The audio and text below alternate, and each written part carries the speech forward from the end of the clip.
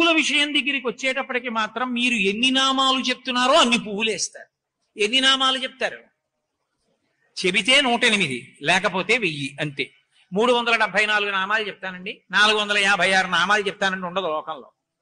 చేస్తే అష్టోత్తర పూజ, లేకపోతే సహస్ర పూజ అంతే.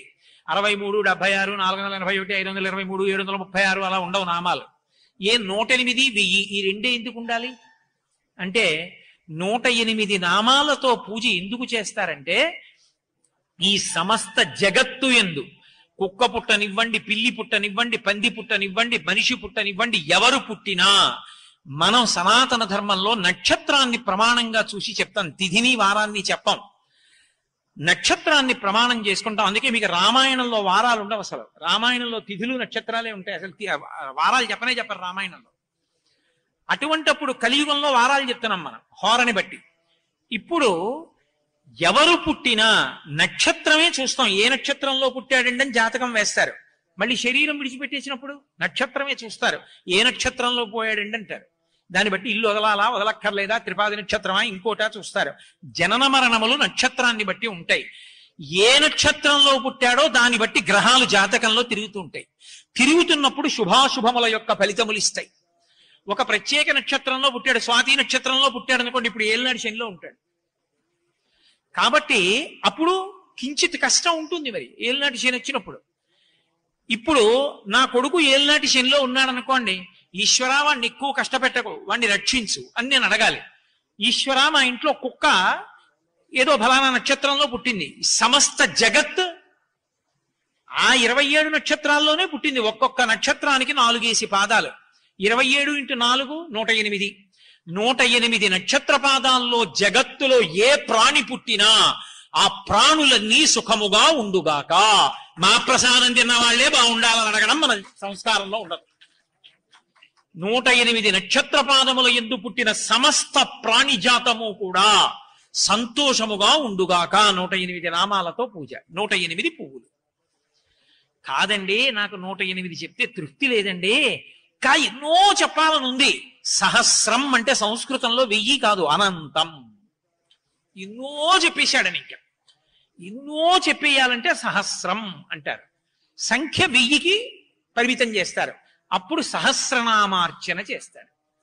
అంతేకాని ఆవలిస్తూ కూర్చుని సహస్రనామార్చన చేస్తే తంతు. ఉత్సాహంగా చేస్తేనే సహస్రనామార్చన చెయ్యాలి. ఆవలింతలు వస్తున్నాయన్న వాడికి 3 నామాలు చాలు. శ్రీరామ రామ రామేతి రమే రామే మనోరమే సహస్రనామ తత్తుల్యం రామనామ వరాననే. అంటే నా ఉద్దేశం ఆవలింతలు వచ్చేవాడి కోసమని కాదు.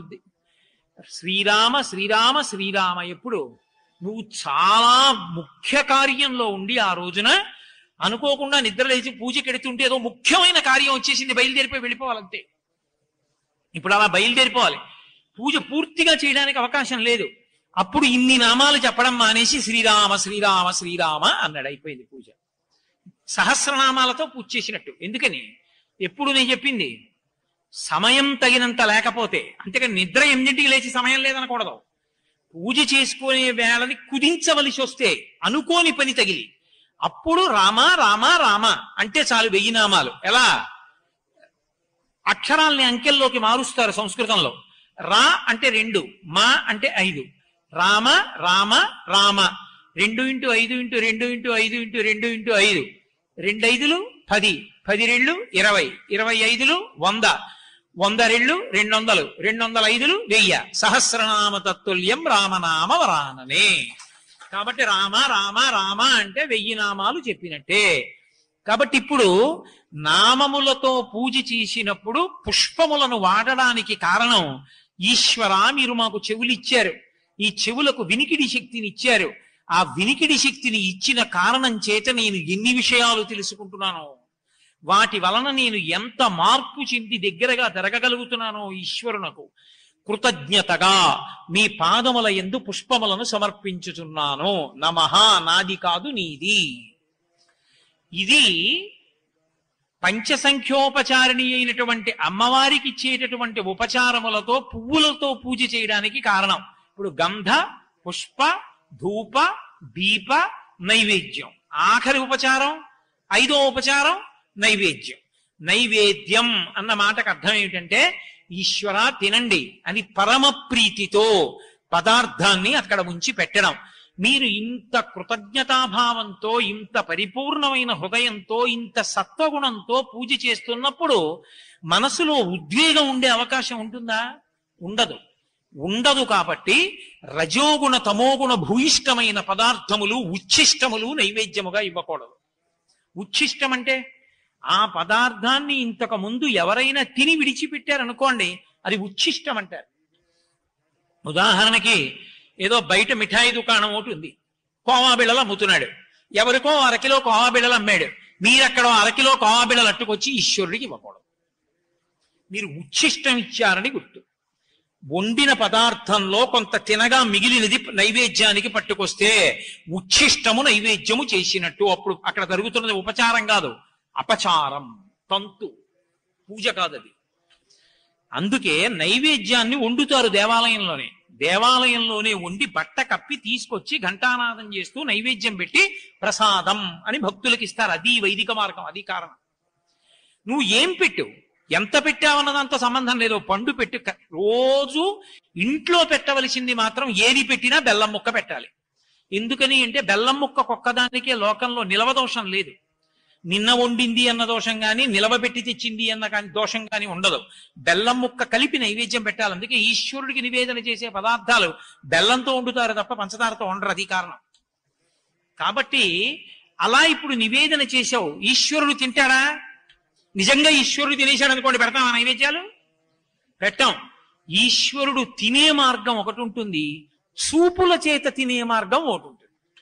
చూపులతో తినడం అంటే మీరు అలా ఏదో పట్టుకొస్తున్నారు అనుకోండి, నేను ఆబగా దాని వంక చూశాను అనుకోండి, అంటే చూపులతో కొంత తినేశానని గుర్తు. ఈశ్వరుడికి నైవేద్యం పెట్టేటప్పుడు మనం సాత్వికమైన పదార్థమే పెట్టాలి.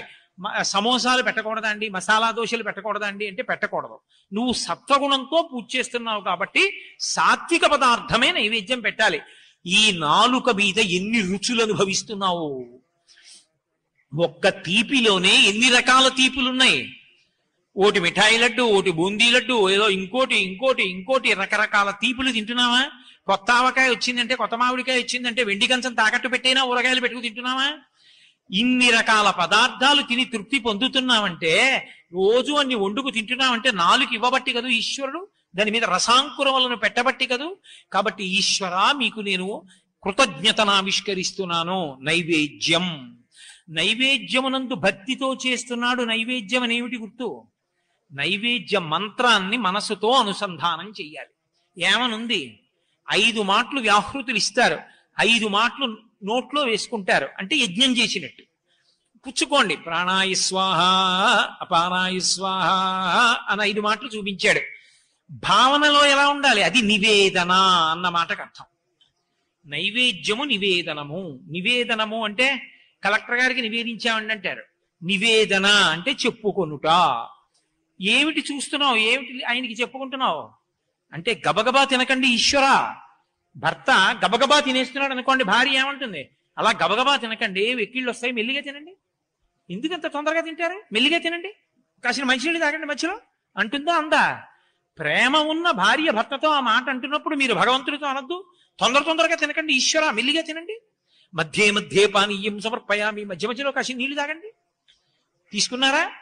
అంటే ఆయన మధ్యలో నీళ్లు తాగాడంటే ఇంకా తింటాడా? తింటాడు. అసలు ఆ అవకాశం నువ్వు ఇచ్చావా? వెంటనే హస్తో వృక్షాలయం, పాలో వృక్షాలయం, దాచమని అయిపోయిందంటే నైవేద్యం. ఇంకా ఆయన ఏం తింటాడే? అదో తంతు. మధ్యే పానీయం సమర్పయామి అని నీళ్లు విడిచిపెట్టాక ఆయన మళ్ళీ తింటున్నాడు. కాస్త కళ్ళు మూసుకుని ఆ పదార్థాన్ని ఆయన నోట్లో వేసుకుని సంతోషించాడని భావించాలి. అప్పుడు ఉత్తరాపోసనం సమర్పయామి, మళ్ళీ కడుపు నిండా తాగండి నీళ్లు. చేతికి చక్ర పొంగల్ అంటుకుంది కదూ, కడుక్కోండి. హస్తౌ ప్రక్షాళయామి, నీళ్లు పోశారు. ఏదైనా తింటే కాళ్ళు కడుక్కోవాలి. పాదౌ ప్రక్షాళయామి, కాళ్ళు కడుక్కోండి. శుద్ధ ఆచమనీయం సమర్పయామి, 3 మాటలు నీళ్లు పుచ్చుకోండి. శౌచం ఉంది. ఇప్పుడు ఈశ్వరుడు యొక్క నైవేద్యంలో నిజంగా అనుభవించి పెడితే, మనసు నిలబడితే అప్పుడు అది నైవేద్యం. ఈశ్వరుడు చూసి మనకిచ్చాడు కాబట్టి అది ప్రసాదం. ప్రసాదం తీసుకుంటే ఏమవుతుంది? అంటే ప్రసాదాన్ని లోపలికి పుచ్చుకుంటే మనం తిన్న ఏ పదార్థంలోనైనా సరే 6వ వంతు మనస్సుగా మారుతుంది. ఈశ్వర ప్రసాదాన్ని కళ్ళకద్దుకుని నోట్లోకి పుచ్చుకుంటే 6వ వంతు మనస్సు అవుతుంది. మనస్సు సంకల్ప వికల్ప సంఘాతము. అప్పటి వరకు ఏదో సమస్య ఉంది, పరిష్కారం దొరకట్లేదు. భగవత్ ప్రసాదాన్ని నోట్లో వేసుకున్నాడు, 6వ వంతు మనసు అయింది. ఇప్పుడు అరే రే రే రే రే నేను ఇంత తిరుగుతున్నాను ఎందుకురా, అక్కర్లేదు, మన పక్కింట్లో ఆయన్ని అడిగితే అయిపోతుంది కదా. పక్కింటి ఆయన్ని అడిగాడు, ఏమండి మీ అమ్మాయిని మా కోడలు చేసుకుంటాం అన్నాడు. అయ్యా మీరు అడగలేదని బాగుండదని ఊరుకున్నానండి, ఎప్పటి నుంచో నాకు కోరుకుంది మీ అబ్బాయికి ఇద్దామని, తప్పకుండా చేసుకుందాం అన్నాడు. ఇప్పటిదాకా కోడల కోసం ఊళ్ళన్నీ తిరిగి వచ్చాడు, పక్కనే ఉంది కోడలు. ఎప్పుడు అర్థమైంది? భగవత్ ప్రసాదం 6వ వంతు మనసు అయితే పక్కనే కోడలు ఉందని తెలిసి వచ్చింది. అందుకని ప్రసాదాన్ని కళ్ళకద్దుకు నోట్లో వేసుకుంటారు. ప్రసాదం మాకు వద్దంటే ఏమీ అవదు, ఈశ్వరుని యొక్క కటాక్షము లభించదు. అందుకే సత్యనారాయణ స్వామి వరస కథలో ప్రసాదం అక్కర్లేదంటే పడవలు వెలిగిపోతాయి, ప్రసాదం తినకపోతే పడవలు ముంచేసే శాడిస్తే భగవంతుడు కాదు. ఈశ్వర ప్రసాదమును తిరస్కరిస్తే ఈశ్వరుని యొక్క అనుగ్రహమును తిరస్కరించినట్టు. ఈశ్వరానుగ్రహం తిరస్కరిస్తే వేళపట్టున వర్షాలు ఎందుకు పడతాయి లోకంలో? ఎందుకు సంతోషంగా ఉండడం కుదురుతుంది? కాబట్టి ఈశ్వర ప్రసాదం అనగా ఈశ్వరుని యొక్క అనుగ్రహము, అది నివేదన చేత సిద్ధిస్తుంది. ఇప్పుడు పూజ, ఈ పంచసంఖ్యోపచారిణి, ఈ 5 ఉపచారములను శ్రద్ధగా నువ్వు చేస్తే నీకు జ్ఞానేంద్రియములను భగవంతుడు ఇచ్చినందుకు కళ్ళు, ముక్కు, చెవి, నాలుక, చర్మము, ఈ 5 ఇచ్చినందుకు ఈ 5టికి కృతజ్ఞతావిష్కారమునకే పూజ అని పేరు. మరి మిగిలిన ఉపచారాలు ఎందుకు? ఎన్నో చేస్తున్నాం కదా. ఏదో ఛత్రం ధారయామి, చామరం విజయామి, నృత్యం దర్శయామి, గీతం శ్రావయామి, వాద్యం ఘోషయామి, ఆందోళికాన్ సమర్పయామి, దర్పణం దర్శయామి. ఇవన్నీ ఎందుకు ఉపచారాలు? అంటే నీకు 5 ఆయన ఇచ్చింది? కారిచ్చాడా? కారుకు కావలసిన ఇనుము భూమిలోంచి ఇచ్చాడా? కారు వెళ్ళడానికి పెట్రోల్ ఇచ్చాడా? ఎండలో విడుతుంటే దాంట్లో ఏసీ ఇచ్చాడా? అందులో కూడా నేనేదో చూడాలంటే టీవీ ఇచ్చాడా? ఎక్కడున్నా భార్యాబిడ్డలతో మాట్లాడాలంటే ఓ సెల్ ఫోన్ ఇచ్చాడా? ఆఖరికి 2 చక్రాల వాహనం మీద పెడుతూ కూడా మాట్లాడి వాడు యమపాశంలో ఎదుటివాడి మీద పడిపోతాడు, కింద పడిపోతాడు. యుక్తాయుక్త విచక్షణకి బుద్ధిస్తే పక్కన పెట్టి వాడుకుంటున్నావా? ఇన్నిటినీ ఈశ్వరుడు ఇచ్చాడు. ఇల్లు ఇచ్చాడా? ఇంట్లో గదులు ఇచ్చాడా? గదుల్లో బల్లలు ఇచ్చాడా? కుర్చీలు ఇచ్చాడా? ఓపిక ఇచ్చాడా? ఆరోగ్యం ఇచ్చాడా? వాక్ ఇచ్చాడా? తింటే జీర్ణమయ్యే శక్తి ఇచ్చాడా? తెల్లవారేటప్పటికి మిగిలిన పిప్పి బయటికి వెళ్ళడానికి సంవరణీకంఠనములు సడలిపోయేటట్టు చేస్తున్నాడా? మరి వీటికన్నిటికీ ప్రత్యుపకారం ఇదిగో ఈ ఉపచారాలన్నీ. అందుకని ఆవిడ చతుషష్ఠుపచారాఢ్య 64 ఉపచారాలు చేస్తారు. నీకు సంతోషం ఉంటే ఆయన చేసిన మేలు తలుచుకుంటే ఎన్ని ఉపచారములైనా చేసి కృతజ్ఞతను ఆవిష్కరిస్తారు. అందుకే పూజ అంటే పరవశ స్థితి. పరమ పరవశంతో భగవంతుడు చేసినటువంటి ఉపకారములను స్మరించి ఆయనకి కృతజ్ఞతను ఆవిష్కరించుట. అంతేకాని దీపం ఇటు తిప్పనా అండి, దీపం అటు తిప్పనా అండి, అగరవత్తులు 2 వెలిగించాలా అండి, 1 వెలిగించాలా అండి, ఏది చేసినా ముందసలు లోపలి భావన తెలుసుకో. అది తెలుసుకోనంతసేపు తంతు, తెలుసుకుంటే పూజ. ఈ పూజ ఏమవుతుంది? ఒక స్థాయికి వెళ్ళేటప్పటికే మానసికమైపోతుంది. అది పై స్థాయి అంటారు. అంటే అప్పుడు ఉపకరణములు అక్కర్లేదు దగ్గర. ఆ కృతజ్ఞతాభావం లోపల బాగా పెరిగిపోతే మనసు వెంపర్లాడిపోతుంది పూజ చేస్తానని. ఆ వెంపర్లాడిపోయినప్పుడు ఎలా ఉంటుందో, ఎలా చేస్తుందో శంకరాచార్యుల వారు చెప్పారు. రత్నైకల్పితమానసం హిమజలై స్నానం చ దివ్యాంబరం నానారత్న విభూషితం మృగమదామోదాంకితం చందనం జాజీ చంపక బిల్వపత్ర రచితం పుష్పం చ ధూపం తథా దీపం దేవదయా నిధే పశుపతే హృత్కల్పితం కృత్యతాం. ఈశ్వర, హృత్కల్పితం, నా మనసు చేత సృష్టించి ఇస్తున్నాను. కళ్ళు మూసుకు కూర్చుంటాడు. కళ్ళు మూసుకు కూర్చుంటే కాశీపట్టణానికి వెళ్ళిపోతాడు. కాశీపట్టణంలో అంతరాలయంలోకి వెళ్ళిపోయి తాను పద్మాసనం వేసి కూర్చుంటే భార్య తన కుడి చేతి వైపు నిలబడి ఆవు పాలతో కూడుకున్నటువంటి బంగారు పాత్రని చేతికిస్తే ఆ పాత్ర తీసి శివలింగం మీద పోస్తుంటే దోమతెరలా పాలన్నీ శివలింగం నుంచి జారిపోతుంటే నమస్తే అస్తు భగవన్ విశ్వేశ్వరాయ మహాదేవాయ త్రయంబకాయ త్రిపురాంతకాయ త్రికాగ్నికాలాయ కాలాగ్నిరుద్రాయ నీలకంఠాయ మృత్యుంజయాయ సర్వేశ్వరాయ సదా అని ఆ మంత్రం చెప్తూ ఈశ్వరుడికి పాలతో అభిషేకం చేసేశాడు. తెల్లగా పాలు జిగురుగా పట్టుకుని ఉన్నాయి. ఇప్పుడు మళ్ళీ ఇలా అన్నాడు. భార్య బంగారు చెంబుతో శుద్ధ జలం ఇచ్చింది. ఆ నీళ్లు పోశాడు. శివలింగం అంతా కడిగినట్టు అయిపోయింది. ఇప్పుడు ఇలా చేయి పెట్టాడు. పెరిగిచ్చింది. పెరుగు ఎత్తి పోస్తే బిళ్ళల బిళ్ళలుగా పడి మీద తూలుతుంది. చెంబు కింది వరకు దింపాలి అభిషేకం చేసేటప్పుడు. దింపి పోస్తే మీదకి తూలకుండా శివలింగం అంతా అలదుకుంటుంది. ఇప్పుడు మళ్ళీ శుద్ధ జలం చేశాడు. ఆ పెరుగు బిళ్ళలు దిగిపోయి తేనె తీసుకున్నాడు. అభిషేకం చేస్తున్నాడు. ఎర్రగా ఏదో ఆ బట్టలోంచి పైకి కనపడేటటువంటి సన్నటి నేతనీసినటువంటి బట్ట ఎలా ఉంటుందో తేనె అలా జారిపోతోంది. ఇప్పుడు మళ్ళీ శుద్ధ జలం పోశాడు. జిగురు జిగురుగా పట్టీలు పట్టీలుగా కిందకి దిగుతుంది తేనె. ఆ దిగిపోయినటువంటి స్థితి చూశాడు. నేతి పాత్ర జాగ్రత్తగా పట్టుకోవాలి. పట్టుకున్న చోట నెయ్యి తగిలితే జిగురు చెంబు పడిపోతుంది. కింద పొడిగా తుడిచి భార్య చేతిలో పెట్టింది. అది పట్టుకుని నేతిని పోస్తున్నాడు. బరువుగా మెల్లిగా దిగుతుంది నెయ్యి. ఆ దిగిపోయినటువంటి నెయ్యి ఇప్పుడు మళ్ళీ శుద్ధ జలం పోశాడు. అంచులంచులుగా చీరలు జీరలుగా నెయ్యి అంతా కిందకి దిగుతోంది. ఆ తరువాత ఏదో పళ్ళరసాలు చేశాడు. శుద్ధోదకం చేశాడు. శివలింగాన్ని తుడిచేశాడు. చందనం పెట్టాడు. దానికి బొట్టు పెట్టాడు. దానికి వస్త్రం కప్పాడు. ఉత్తరీయం కప్పాడు. పుష్పహారం వేశాడు. రుద్రాక్షమాల వేశాడు. వేసి జాజిపూల పళ్ళెం చేత్తో పట్టుకుని ఓం నిధనపతయే నమః అని వేస్తున్నాడు. జాజిపూలు శివలింగం మీద పడి కింద పడిపోతున్నాయి. ఓం నిధనపతాంతికాయ నమః, ఓం ఊర్ధ్వాయ నమః. శివలింగం మీద పడుతున్నాయి, కింద పడుతున్నాయి. పానవట్టం అంతా జాజిపూలతో నిండిపోయింది. ఇలా అన్నాడు. భార్య మారేడు దళాల పళ్ళెం ఇచ్చింది. ఒళ్ళో పెట్టుకుని ఒక్కొక్క మారేడు దళం తీస్తున్నాడు. త్రిదళం త్రిగుణాకారం త్రినేత్రం చ త్రియాయుషం త్రిజన్మ పాప సంహారం ఏకబిల్వం శివార్పణం. మారేడు దళాలు వేస్తున్నాడు. పూజంతా అయిపోయింది. బోలెడన్ని పళ్ళు పాయసం అన్ని భార్య అక్కడ పెట్టింది. మూతలు తీసి గంట వాయిస్తూ నీళ్లు జల్లి నైవేద్యం పెట్టాడు ఈశ్వరుడికి. ఇప్పుడు తాంబూలం ఇచ్చాడు. నీరాజనాన్ని శివలింగానికి చూపిస్తున్నాడు. ఆ నీరాజనపు కాంతులలో శివలింగాన్ని చూశాడు. మంత్రపుష్పం చెప్పాడు. ఓ పువ్వు తీసి కళ్ళకద్దుకుని తల మీద పెట్టుకున్నాడు. ఆ ప్రసాదాన్ని పాయసం చేతిలో వేసుకుని నోట్లో వేసుకున్నాడు. ఆ చేయి కడుక్కున్నాడు. పీఠమించి లేచి ఇంట్లోంచి బయటికి వచ్చాడు. ఇదంతా ఎక్కడ కూర్చుని చేశాడు? ఎక్కడ నిజంగా కాశీ వెళ్ళి కాదు, ఇక్కడే కూర్చుని మనసులో వారణాసి పట్టణంలో ఉన్నటువంటి విశ్వనాథలింగానికి అభిషేకము పూజ పూర్తి చేశాడు. ఇప్పుడు పూజ చేసినప్పుడు మనసు నిలబడితే అందుతుంది. మనసొక్కటి నిలబెట్టి మనసు పదార్థమును సృష్టిస్తే ధ్యానమై ఇవన్నీ ఈశ్వరుడికి అందిపోతాయి. అందుకే ఈ పూజ కన్నా పై స్థాయి పూజ మానస పూజ. అందుకే ఈ పూజ నియమంగా ఎందుకు చేస్తారంటే అది చెయ్యగా చెయ్యగా చెయ్యగా చెయ్యగా చెయ్యగా ప్రీతి పొందినటువంటి మనస్సు మధ్యలో వ్యవధానం లేకుండా ఆ పూజని ఏ పదార్థాలు లేకపోయినా కళ్ళు మూసుకు కూర్చుంటే సమస్త పదార్థములను మనసు సృష్టిస్తుంది. సృష్టిస్తే ఇన్ని పదార్థములతో పూజ చేస్తాడు. అక్కడ లేవు కదండి. అంటే మనసు సృష్టించి ఇచ్చింది ఈశ్వరుడికి ఎక్కువ. ఎందుకనంటే మనసు నా దగ్గర పెడితే నీ ప్రీతి చెందుతానంటాడు.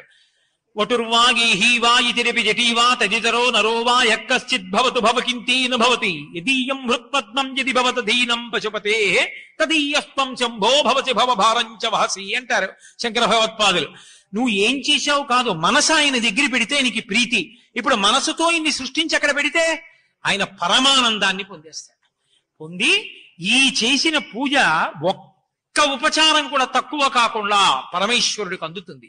ఈశ్వరుని యొక్క అనుగ్రహానికి పాత్రుడవుతావు. అందుకే పూజ అన్న మాటని అర్థం చేసుకుని పూజ చేస్తే తరిస్తాడు. లేకపోతే అది తంతుగా మిగిలిపోతుంది. అలా మిగిలిపోకుండా ఉండాలి అంటే ఆ పూజలో చేసేటటువంటి ఉపచారముల యొక్క తత్వమును తెలిసిన్నవాడై ఉండాలి. అందుకని అసలు జీవితంలో ప్రాథమికంగా తెలుసుకు తీరవలసిన విషయం ఏది అంటే పూజ అన్న మాటకు అర్థం పూజ ఎందుకు చేస్తామన్నది అర్థం. ఇప్పుడు చివరికి వెనక్కి రండి. పూజ చేసిన వాడు పూజింపబడతాడు అన్నాను నేను. ఈశ్వరుడు చేసిన ఉపకారాన్ని గుర్తు పెట్టుకుని కృతజ్ఞతను ఆవిష్కరిస్తే వాడు లోకంలో ఎవరు ఏ చిన్న ఉపకారం చేసినా గుర్తు పెట్టుకుని కృతజ్ఞతలు చెప్తాడు. అలా కృతజ్ఞతాబుద్ధితో బతికేవాణ్ణి చూసి చాలా మంచివాడు రా, ఆయన ఒకళ్ళ జోలికి వెళ్ళడు, ఇంత ఉపకారం చేస్తే గుర్తు పెట్టుకుని అయ్యా మీరు నాకు ఆ ఉపకారం చేసి పెట్టారంటాడు రా, చాలా మంచివాడు, అలాంటి వాడికి చెయ్యాలి ఉపకారం అని లోకము వాణ్ణి పూజిస్తుంది. పూజ చేసిన వాడు పూజింపబడతాడనడానికి కారణం అది. కాబట్టి పరమేశ్వరుని యొక్క నిర్హేతుక కృపాకటాక్ష వీక్షణముల చేత మనందరం కూడా చక్కగా శాస్త్రీయంగా పూజ యొక్క అర్థాన్ని జీవితంలో ఉపచారములుగా అన్వయం చేసుకుని భగవత్ ప్రీతి పొందేటటువంటి విధంగా ధార్మికమైన జీవనము కొరకు పూజని సక్రమంగా నిర్వర్తించగలిగినటువంటి అనుగ్రహాన్ని మన మీద వర్షించమని ఆ పరమేశ్వరుడి పాదములు